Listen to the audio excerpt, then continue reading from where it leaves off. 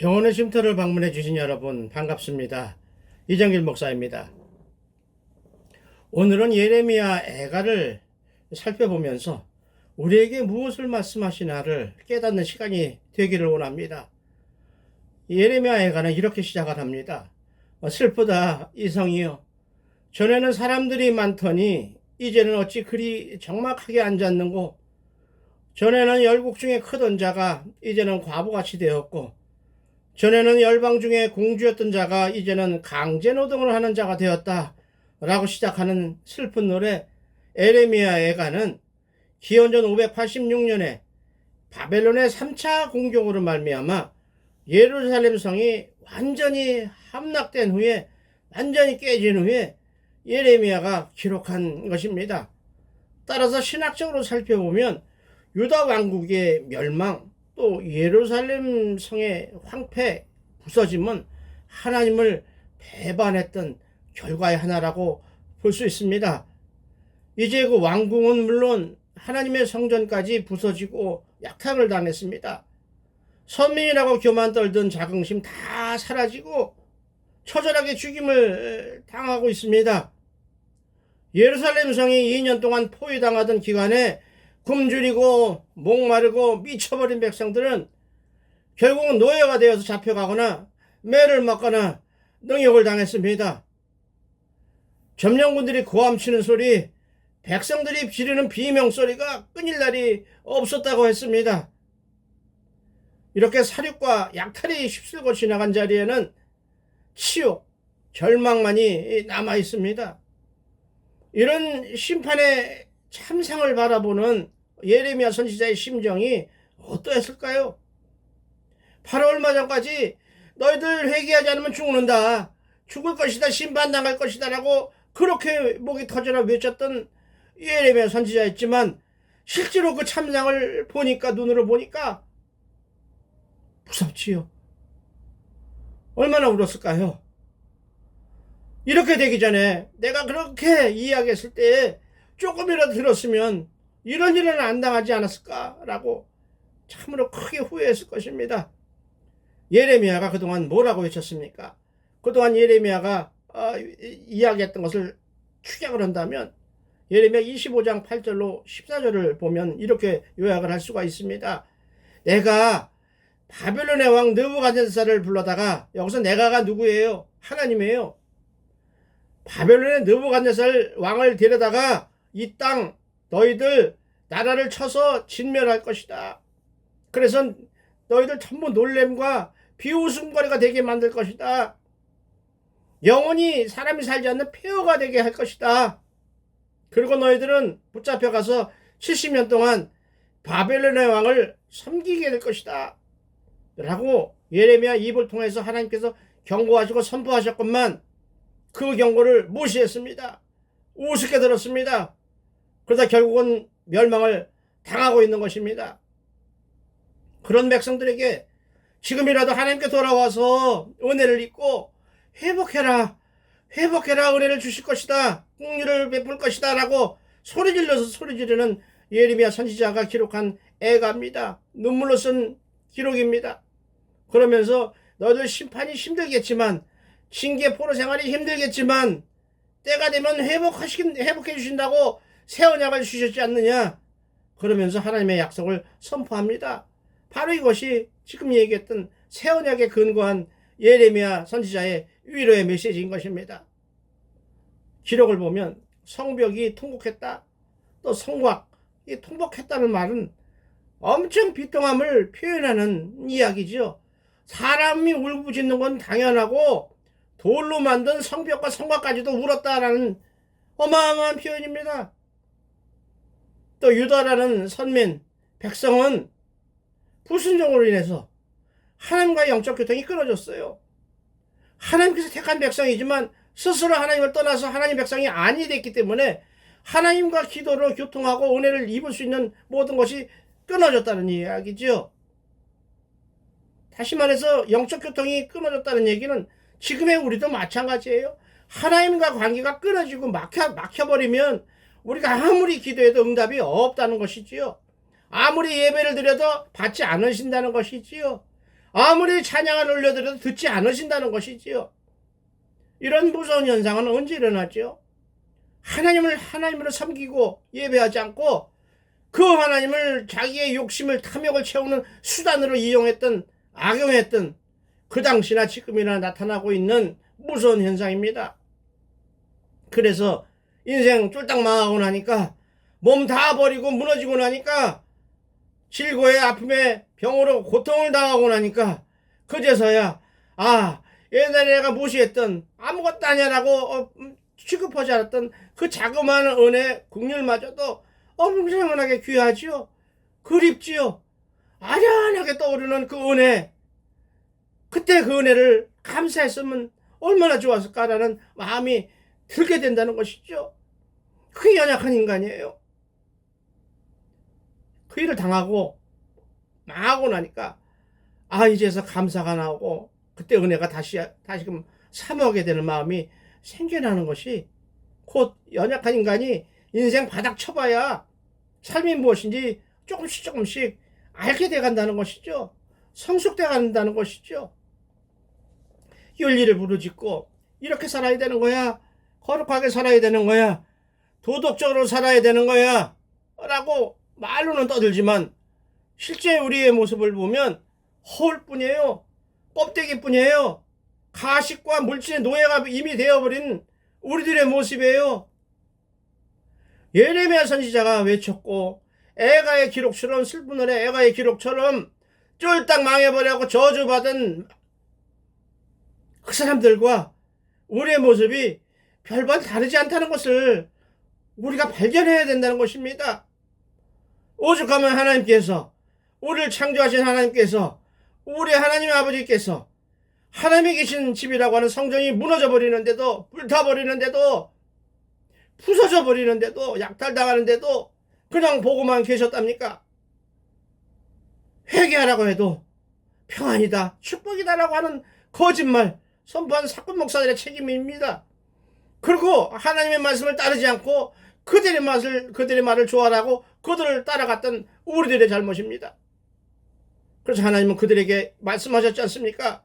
너희가 도둑질하며 가늠하며 거짓 맹세하며 바알 신에게 분향하고 다른 신들을 따르면서도 성전에 들어와서는 말하기를 우리가 구원을 얻었나이라 거짓말을 하고 있느냐라고 예레미야 7장 9절로 10절에서 하나님이 책망하셨다는 것을 아십니까?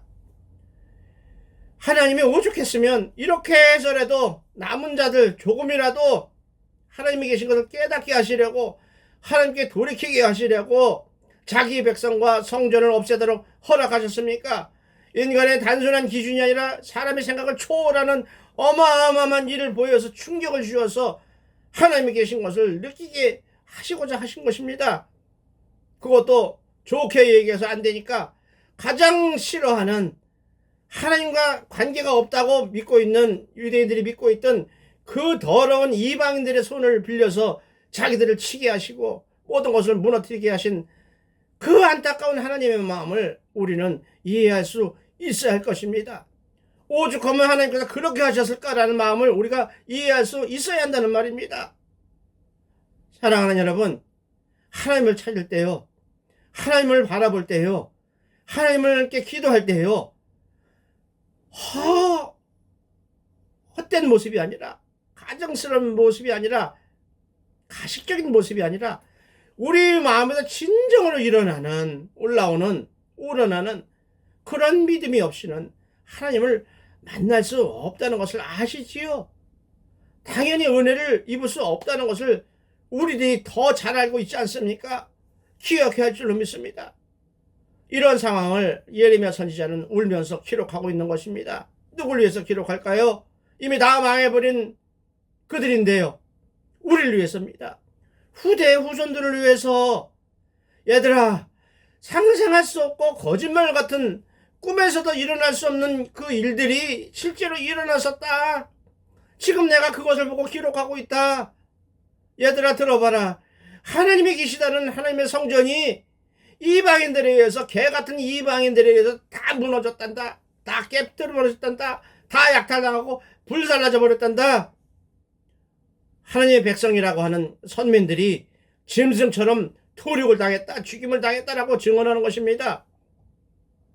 이렇게 울어버리는 또 선민이라고 했던 이스라엘에서는요, 중요한 절기 때마다 성전에서 특별한 성경을 낭독했습니다.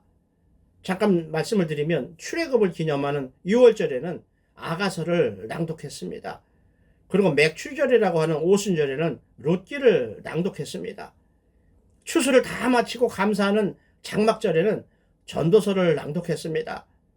또 아말렉 사람 하만에게 수많은 디아스포라 유대인들이 죽임을 당할 수밖에 없었던 그 사건 속에서 구원받은 부림절에는 에스더서를 낭독했습니다.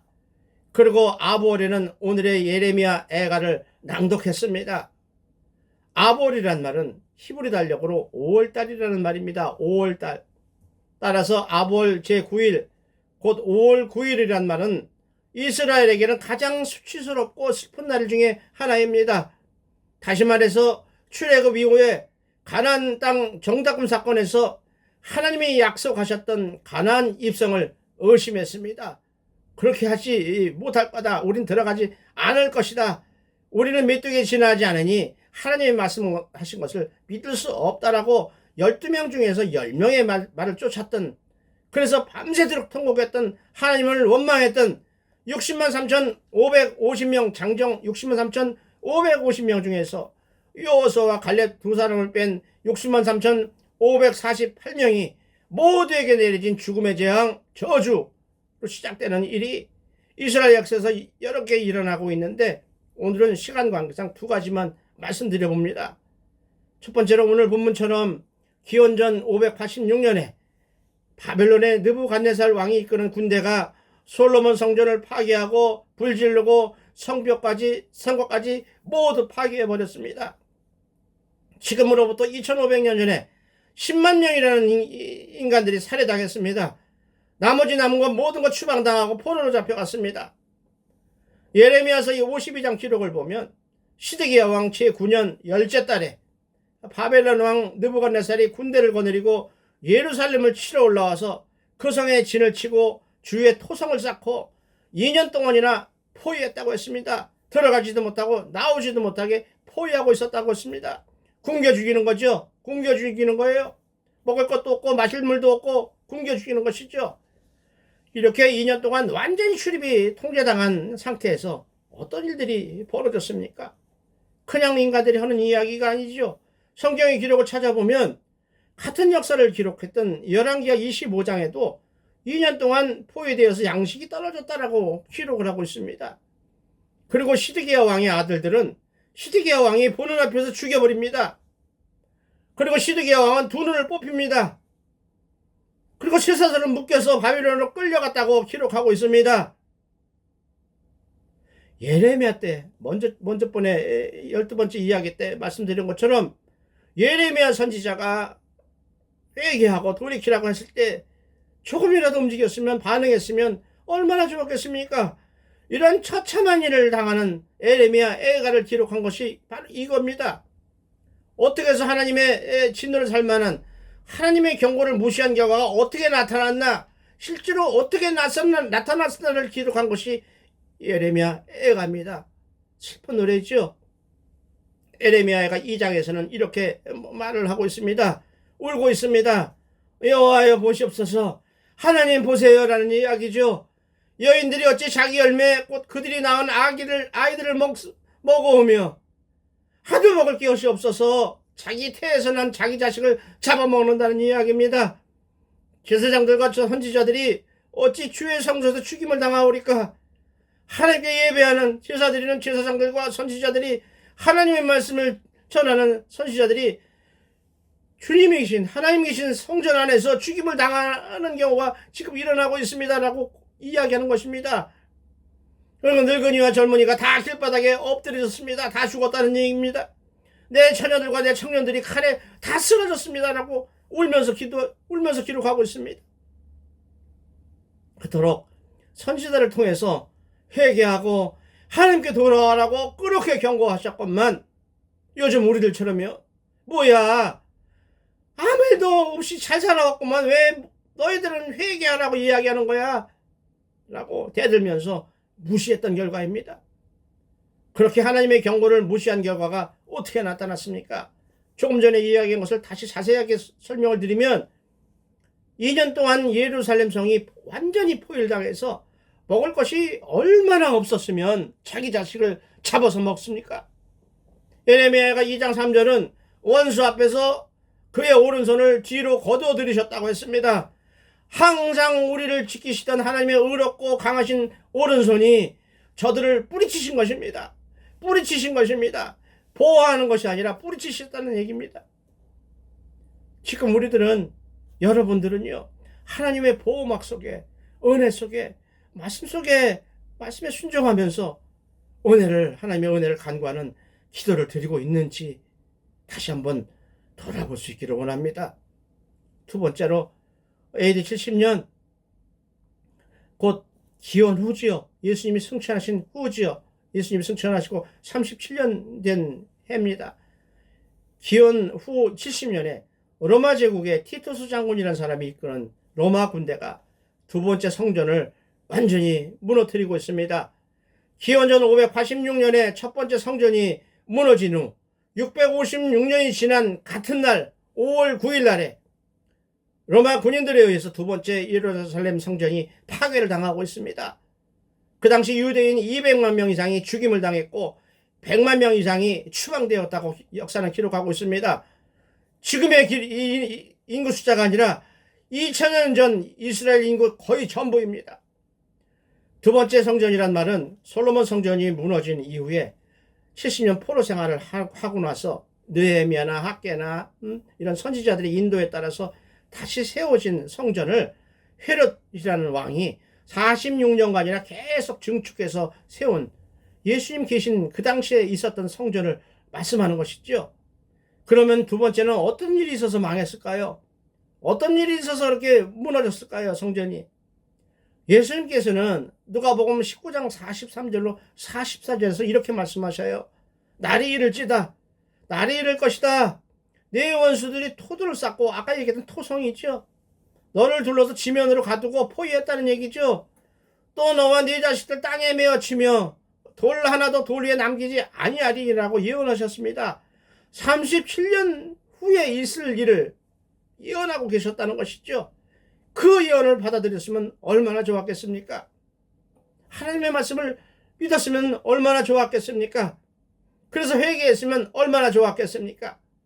이런 예수님의 탄식은 예수님이 승천하신 후에 37년 뒤에 있게 될 예루살렘 성 함락을 말씀하시는 것입니다. 그렇다면 이런 무서운 일이 왜 생겼을까요? 우리는 그 무서운 원인과 결과를 성경에서 찾아볼 수 있습니다. 유대인들은 병고침과 오병이어의 기적을 보고 나서 예수님이 메시아구나 라고 생각했습니다. 그런데요, 어느 순간부터요, 그들은 사탄의 편에서 예수님을 대적하기 시작합니다. 오죽하면 빌라도 총독이라는 사람이 난 예수님에게서 죄를 찾을 수가 없어 라고 이야기하니까 유대 백성들은 십자가에 못 박으라고 소리를 지릅니다. 정말로 인간은 악하고 불쌍한 존재입니다. 불과 일주일 전만 해도 호산나 호산나 하면서 종려나무 가지를 흔들면서 옷을 벗어서 길에 깔아서 예수님이 지나가시도록 메시아를 영접했던 그 사람들이었습니다. 딴 사람이 아닙니다. 그래서 빌라도는 그 사람들이 보는 앞에서 손을 씻으면서 이 사람의 피 흘리는 게 나와는 관련이 없다라고, 그러니 너희가 당하라라고 얘기했습니다. 그런데도 유대인들은 마태복음 27장에서 그 피를 우리와 우리 자손들에게 돌릴지어다라고 객기를 부렸습니다. 그 무서운 저주의 말을 겁도 없이 자기 스스로에게 서원했습니다. 그 저주는 37년 뒤에 AD 70년 성전은 처절하게 부서지고 그들은 완전히 망해버리는 현실로 나타납니다. 그때 유대인들은 모두가 전 세계로 쫓겨나서 뿔뿔이 흩어졌습니다. 그리고 그들과 그들 자손은 그들이 했던 저주의 소원대로 그 어디를 가나 핍박을 받았습니다. 그 피를 우리와 우리 자손에게 돌릴지어다라는 그 무서운 소원대로 어딜 가나 빼앗기고 잡히면 죽임을 당했습니다. 그 이전에는 식민지라도 있어서 이렇게 옹기종기 모여 살았지만 이젠 그나마도 없이 AD 70년부터 1948년 연합군의 도움으로 지금의 이스라엘 땅덩어리 조그마한 거 하나 세울 때까지 자그마치 1900년 동안이나 나라 없이 온 세상을 떠돌아 다녔던 유대 민족이었습니다. 특히 2차 세계대전 중에 600만 명이나 되는 유대인들이 히틀러에게 비참하게 학살을 당했습니다. 또 조상들이 저지른 잘못된 서원으로 말미암아 오늘 요즘도 팔레스타인과 전쟁에서 얼마나 많은 사람들이 죽고 힘들어하고 있습니까? 이런 말씀을 듣는 여러분, 우리나라와 우리 교회들은 어떻게 해야 되겠습니까? 그리고 어떻게 해왔습니까? 이 사건을 보면서요, 하나님께서 많은 복과 은혜를 주셨던, 또 입었던 우리가요, 하나님을 떠나간다든가 아니면요, 하나님 우리를 떠나가 버리신다면 엄청나게 무서운 일이 생기게 될 것입니다. 하나님이 은혜를 입은 백성이라는 특권, 세계 10대 강국으로 축복받았다는 그 특권도 우리가 저지른 책임에서 우리를 자유롭게 해줄 수는 없습니다. 오히려 바라보십시오. 교회마다 전문들이 텅텅 비었습니다. 교회가 빈 정도가 아니라 차세대 후손들의 성도들이 없습니다. 이러한 무서운 현실, 결국은 하나님을 외면하는, 하나님을 떠나가는 이 현실의 책임에 대해서 교회 지도자들은요, 큰 목사님이라고 자랑하는 그런 분들이요, 우리 목회자들은요, 또 먼저 구원받아서 하나님의 은혜를 입은 우리 성도들은요, 어떤 핑계를 대더라도 책임을 피할 수가 없습니다. 왜 피할 수가 없지요? 오늘날 우리가 하나님의 은혜를 입어서 잘 살게 된 것은 우리 선배들의, 우리 할머니, 할아버지들의 피눈물을 흘린 기도, 하나님의 섬김, 그 열매를 우리가 따먹고 있기 때문입니다. 우리는 따먹기만 했지 심어놓지를 않았습니다. 심지 않은 죄를 우리가 당할 것입니다. 회개할 수 있기를 원합니다. 지금이라도 하나님께 엎드려서 하나님께 충성하겠노라고, 하나님의 은혜에 감사하겠노라고, 하나님의 말씀대로 살아가는 하나님의 백성으로 살아가겠노라고 소원할 수 있기를 원합니다. 엎드릴 수 있기를 원합니다. 그래서 지금 세상 사람들이 교회를 공격하고 무시하고 조롱하지 않습니까? 그래도 우리가 무슨 말을 할 수가 없지 않습니까? 이제까지 우리나라를 크게 축복하시고 보호하시고 세계 열방을 향한 선교대국으로 사명을 감당하라고 부탁하신 것을 우리가 알고 있지 않습니까? 모르는 사람이 있습니까? 다 알고 있지 않습니까? 그리고 그 사명 감당하라고 5천년 동안 찢어지게 가난했던 이 나라 이민족에게 세계의 역사에서 찾아볼 수 없을 많은 복을 차고 넘치도록 부어주셨습니다. 감당할 수 없을 만큼 부어주셨습니다. 그런데 그 은혜에 대해서 이 나라 국민과 교회가 하나님께 어떻게 보답했는지 우리가 알고 있지 않습니까? 우리 심령이 알고 있지 않습니까? 경제성장으로 복을 많이 주시니까 하나님께 영광을 돌리기보다는 밥그릇 싸움이 시작됐습니다. 그래서 성도와 세상을 힘들게 했습니다. 하나님의 영광을 가리는 짓을 했습니다. 세상을 이끌고 나갈 교회와 목회자라는 사람들이 오히려 세상으로부터 너나 잘하세요, 너나 잘하세요 라는 비아냥과 조롱을 당할 정도로 타락했습니다. 그럼에도 솔직히 말해서 자기 문제, 내 개인의 기도 말고요, 이 나라 이민족과 교회를 위해서 우리들은, 여러분들은 얼마나 애통해 하십니까? 그리고 얼마나 울면서 기도하십니까? 그러기에는 우리가 가지고 있는, 지금 우리가 받은 이 풍족한 삶이 우리로 하여금 하나님께 나아가지 못하게 하고 하나님의 은혜를 잊어버리게 하지는 않았는지 모르겠습니다. 옛날을 생각해 보시기 바랍니다. 10만원 11주 할 때, 그러니까 한 달에 100만원 뿐이 못 벌 때 있지요. 그때는 가난했어요. 그래도 하나님을 잘 섬겼습니다.